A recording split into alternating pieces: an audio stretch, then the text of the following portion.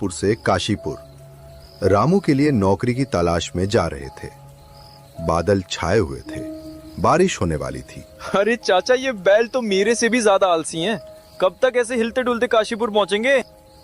हंस ले रामू, मगर ये बादल अच्छा संकेत नहीं दे रहे।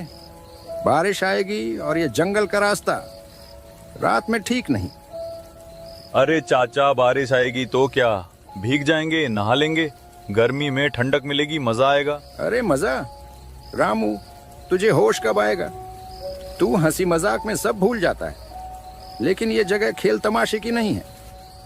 ये जंगल, ये तो बरसों से सुनसान पड़ा है।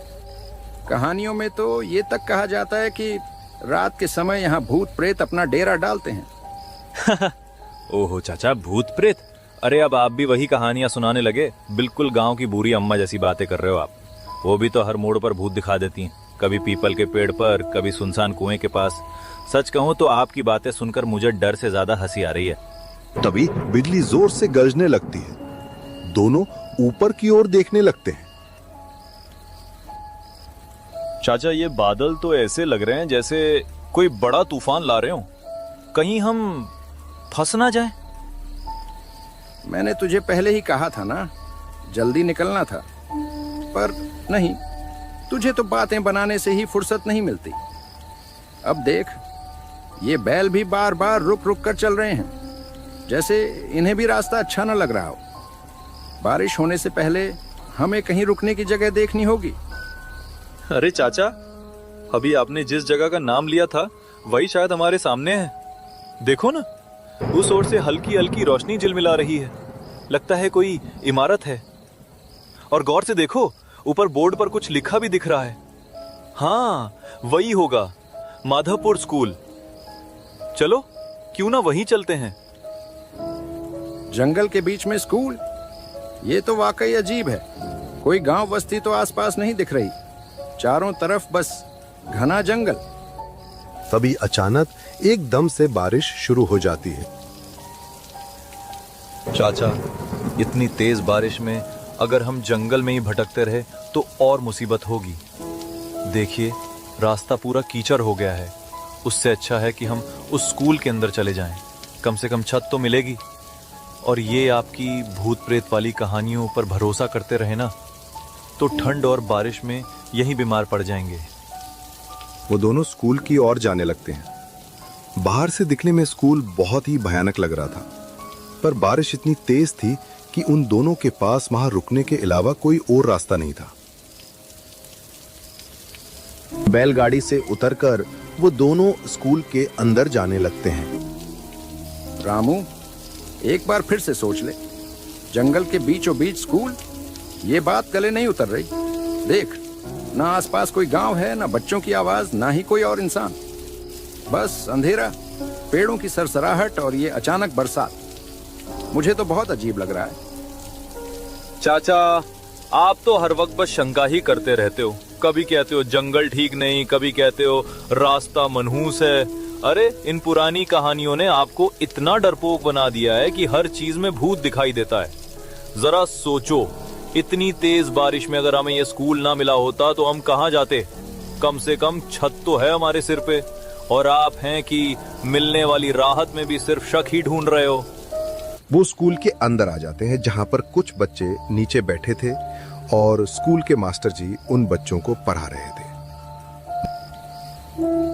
अरे, इतनी रात को मेहमान, बाहर तो तेज बरसात हो रही है, जंगल में रुकना सही नहीं है। अंदर आ जाओ, स्कूल की दीवारें तुम्हें बारिश और ठंड से बचा लेंगी। वैसे भी जो यहाँ आता है खाली हाथ कभी नहीं जाता। धन्यवाद मास्टर जी।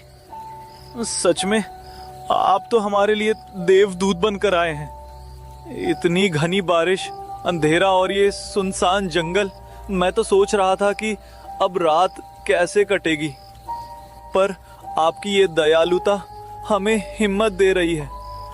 चाचा, देखिए ना, इंसानियत आज भी जिंदा है, वरना भला कौन इतनी रात को अजनबियों को अपने स्कूल में जगह देता। धन्यवाद। अरे बेटा, धन्यवाद किस बात का? ये तो मेरा ही कर्तव्य है। ये स्कूल हमेशा से मेहमानों के लिए खुला है। तुम जैसे मुसाफिर तो अक्सर ही यहाँ आ जाते हैं, बारिश में, अंधेरे में, रास्ता भटक कर, या शायद रास्ता ढूंढते ढूंढते खुद यहाँ पहुंच जाते हैं। वो सारे लोग स्कूल के अंदर वाले कमरे में आ जाते हैं, जहां पर मास्टर जी और मंगल चाचा पलंग पर बैठ जाते हैं और रामू बच्चों के साथ हंसी मजाक करने लगता है। अरे रामू अंकल, आपको डर नहीं लगता क्या? इतनी रात को इस सुनसान जंगल में, और अब इस पुराने स्कूल में बैठे हुए बिल्कुल भी डर नहीं लगता? अरे पगले, डर नाम की चीज तो मैं सुबह के नाश्ते के साथ खा जाता हूँ। बड़े बड़े पहलवान तक कांपते हैं मेरे सामने। डर तो खुद मुझे देख के छुप जाता है। और तेरे रामू अंकल तो ऐसे हैं कि भूत भी सामने आ जाए तो पहले रामू से पूछेगा, भाई साहब यहाँ बैठने की जगह है क्या? आपको बिल्कुल डर नहीं लगता क्या? इतनी रात को बाहर आंधी बारिश, बिजली की कड़क, और ये सुनसान स्कूल।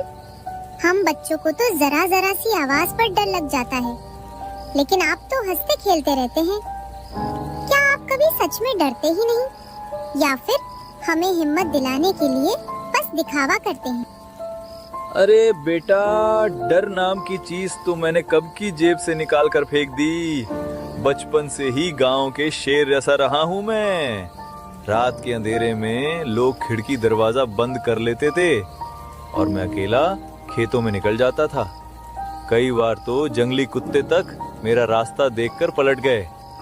डर वो तो मेरे लिए वैसे ही है जैसे धूल पैर की ठोकर से उड़ गया। अच्छा, तो तुम इतने हिम्मत वाले हो रामू?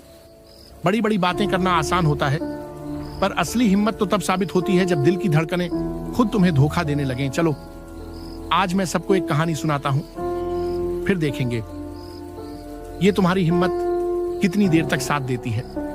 बेटा, इस स्कूल की पुरानी दीवारों में बहुत राज छिपे हैं। कहते हैं कई साल पहले एक पूरी क्लास अचानक ऐसे गायब हो गई जैसे हवा में घुल गई हो। पर अजीब बात यह है, उनकी आवाजें अब भी रात में सुनाई देती हैं। पता नहीं ये सच है या बस लोगों का वहम। अरे मास्टर जी, आपकी कहानी सुनकर तो लग रहा है जैसे आप भी उसी गायब हुई क्लास के हेड मास्टर थे। इतनी पुरानी बातें सुनाकर हमें डराएंगे? हम तो गांव के रहने वाले हैं, यहाँ की हवा पानी से ज्यादा किसी चीज से नहीं डरते। ठीक है बेटा, तुम हंसी मजाक बनाते रहो। जब सामने आएगा तब असली ताकत का पता चल ही जाएगा। चलो बच्चों, अब तुम्हारा पढ़ाई का समय हो गया है। इन अंकल को सोने दो, हम चलते हैं। रामू, तुझे कुछ अजीब नहीं लगता इन लोगों के बारे में? मुझे तो इनकी बातें ही कुछ ठीक नहीं लगती, और जिस तरह से हाव भाव बदलते हैं उसमें भी कुछ गड़बड़ है। जैसे ये सब वैसा नहीं है जैसा दिख रहे हैं। अरे चाचा, फिर से शुरू हो गए। भूत कुछ नहीं होते। आपने देखा नहीं क्या कैसे वो बच्चे मेरे साथ खेल रहे थे? अगर भूत होते तो क्या ऐसे हंसते खेलते मेरे साथ समय बिताते? देखो रामू, ये दुनिया हमेशा वैसी नहीं होती जैसी आंखों को दिखती है। कभी कभी इंसान को वही नजर आता है जो उसे देखना चाहिए। असलियत तो परछाइयों के पीछे छिपी होती है। तुम्हें लग रहा है सब ठीक है, बच्चे खेल रहे हैं, हंसी मजाक हो रहा है, लेकिन बेटा, रात का समय धोखा देने में सबसे तेज होता है। खैर, अभी तुम थक गए होगे, सो जाओ। रात धीरे धीरे कट गई। रामू सो गया। वहीं मंगल चाचा पलंग पर बैठा रहा, खिड़की से आती ठंडी हवा और बारिश की आवाज सुनते हुए।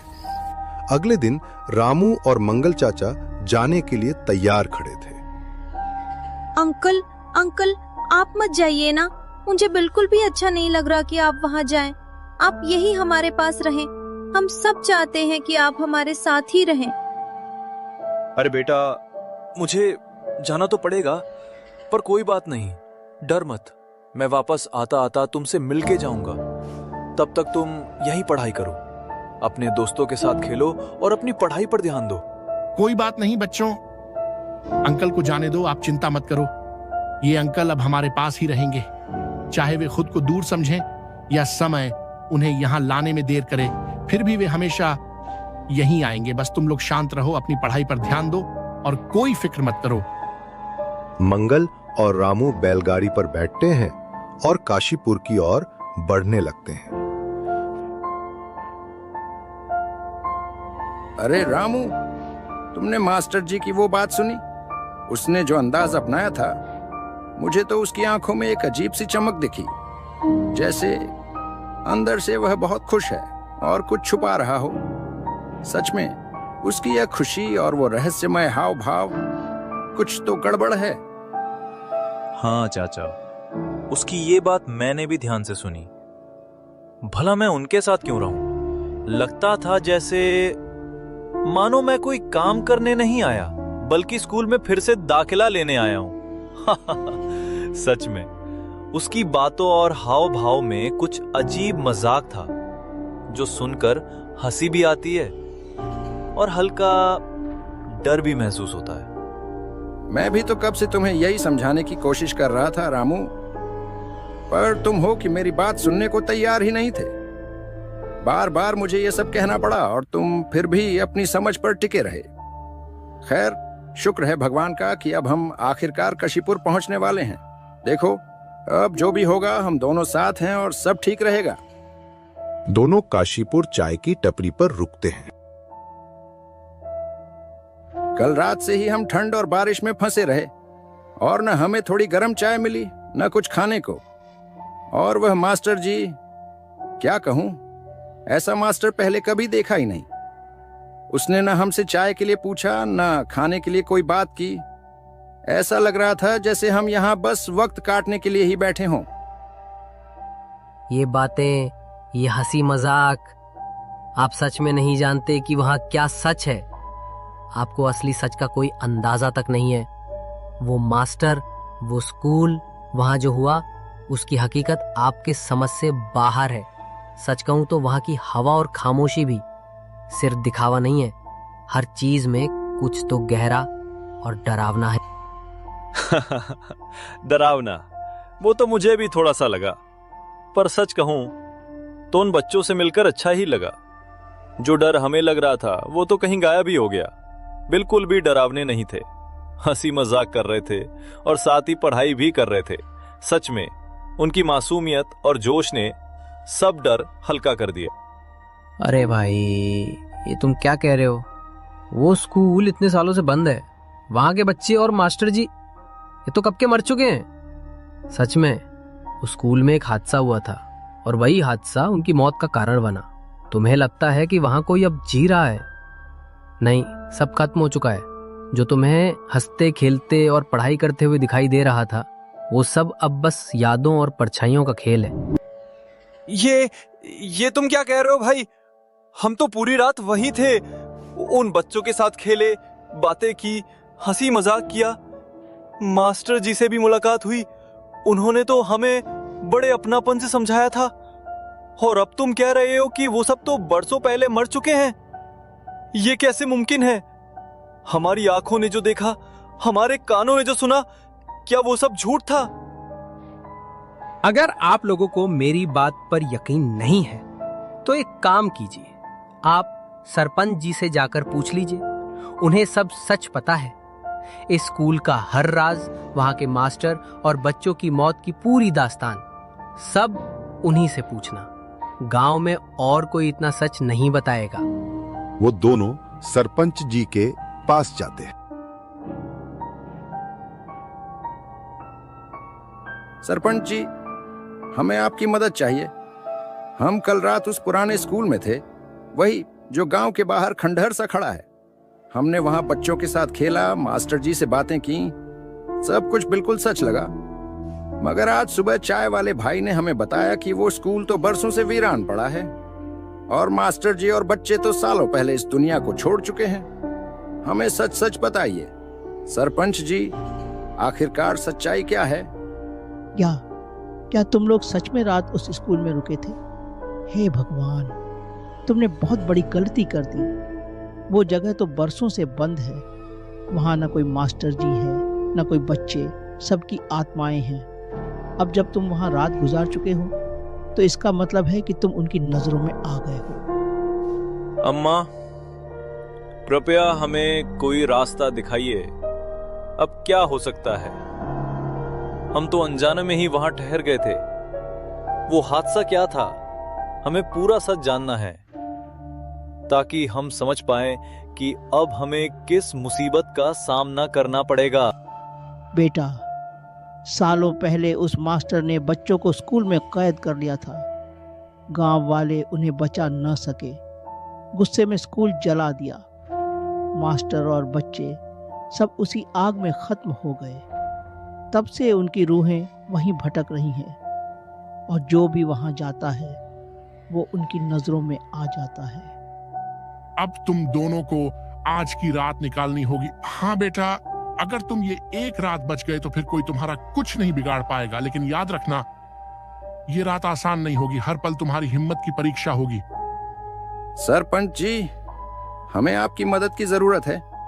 क्या आप हमें आज की रात कहीं रुकने के लिए जगह दे सकते हैं?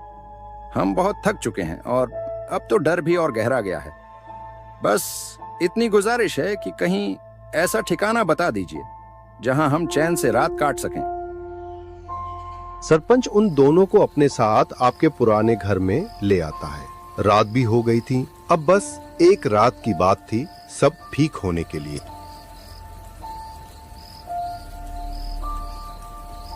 तुम दोनों आज रात यहीं मेरे घर पर आराम से रह सकते हो। डरने की कोई जरूरत नहीं जब तक तुम मेरी निगरानी में हो। अगर किसी भी चीज की जरूरत पड़े तो बिना झिझक मुझे बता देना, लेकिन ध्यान रहे रात गहरी होते ही बाहर कदम मत रखना।